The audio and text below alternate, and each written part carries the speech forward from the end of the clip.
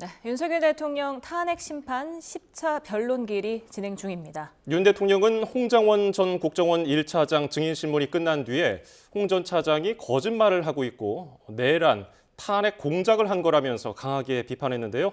현장에 나가 있는 취재기자를 연결해 들어봅니다. 김영수, 이경국 기자 나와주십시오.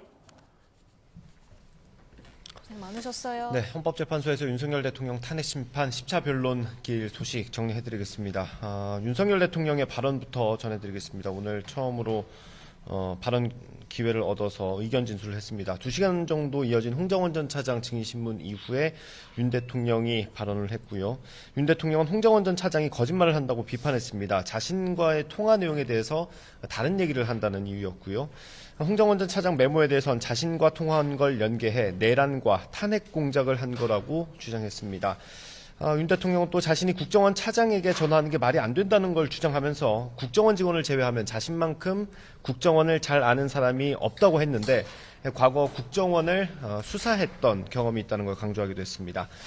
탄핵 심판에서 조태용 국정원장과 김건희 여사가 문자를 주고받은 사실이 공개되면서 논란이 됐었죠. 이걸 윤 대통령이 직접 언급했습니다. 이 얘기를 직접 꺼내면서 자신이 알 수 없는 부분이다라고 말했습니다. 홍장원 전 국정원 차장에 대한 증인신문에서는 이전 증언과 좀 다른 내용이 나왔어요. 네, 맞습니다. 일단 윤 대통령 측이 신문을 했는데요. 국정원 CCTV 영상을 토대로 홍장원 전 차장 동선이 앞선 증언과는 다르다고 지적을 했습니다. 이에 홍 전 차장은 당시 혼동이 있었던 것 같다면서 여인형 전 방첩사령관이 불러준 이 체포 명단을 받아 적은 장소를 정정을 했습니다. 앞서 지난 5차 변론 때는 이 국정원장 공관 앞 공터에서 받아 적었다고 했는데 오늘 이를 자신의 사무실에서 받아 적었다고 사실관계를 정정한다고 밝혔습니다. 다만 당시 이재명, 우원식, 한동훈 등 정치사회계 인사들의 이름을 들었다는 점은 재확인했고요. 당시에 여전 사령관이 체포조가 나가 있는데 소재 파악이 안 된다, 도와달라면서 명단을 불러줬었다고도 다시 한번 설명을 했습니다. 이에 윤 대통령 측은 장소를 혼동하는 게 말이 되느냐고 지적을 하면서 신빙성을 탄핵하는 데 주력을 했습니다. 그리고 홍 전 차장이 보좌관에게 이 체포 명단을 다시 쓰게 했던 것도 상식적이지 않다고 주장하기도 했습니다. 네, 반면에 국회 측은 통화 장소나 메모 형식이 신빙성과 무슨 관계인지 모르겠다라고 지적을 했고요. 홍 전 차장 동선이 찍힌 CCTV 영상의 촬영 시각이 실제 시간이랑 오차가 있을 수 있다. 라는 가능성이 있다고도 주장했습니다. 국회 측은 홍 전 차장이 여러 수사기관에서 보좌관에게 명단을 다시 쓰게 했다는 일관된 진술을 했다고 확인했고요. 체포 명단 관련한 홍 전 차장의 진술과 여인영 전 방첩사령관의 진술이 일치한다는 점도 강조했습니다. 조지호 경찰청장이 여전 사령관에게 들은 체포 명단과도 유사하지 않느냐고 물었고 홍 전 차장은 그렇다고 답했습니다.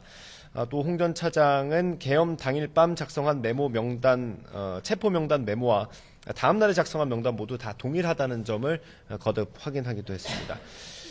지금 2명에 대한 증인신문이 끝났고 조지호 경찰청장에 대한 증인신문이 진행되고 있죠.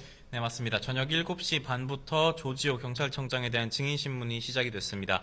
마스크를 쓰고 심판정에 나온 모습이었는데요.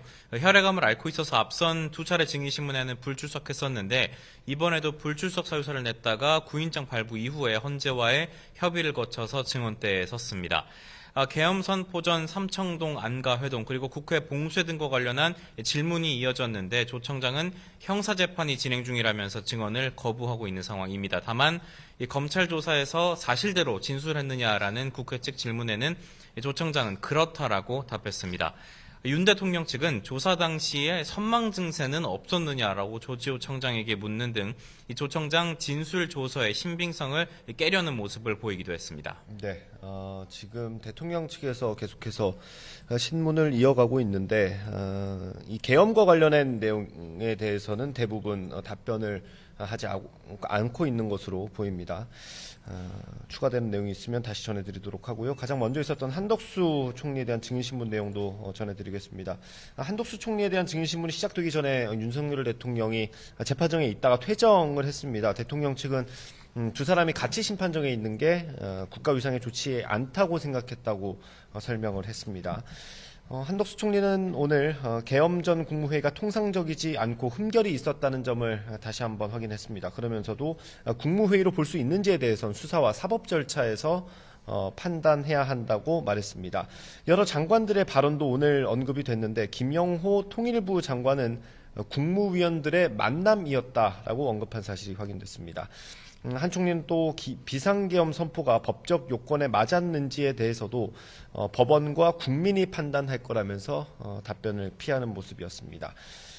대통령 측의 경우에는 좀 야당의 독주 이런 부분을 부각하는 것 같았어요. 네, 맞습니다. 일단은 야당의 정부 예산안 단독 삭감 통과에 대한 질의가 나왔습니다. 한 총리는 이를 두고 사상 처음 있는 일이라고 답변을 했고요. 원전 개발 관련 예산이나 예비비 삭감 등으로 인한 우려를 밝히기도 했습니다.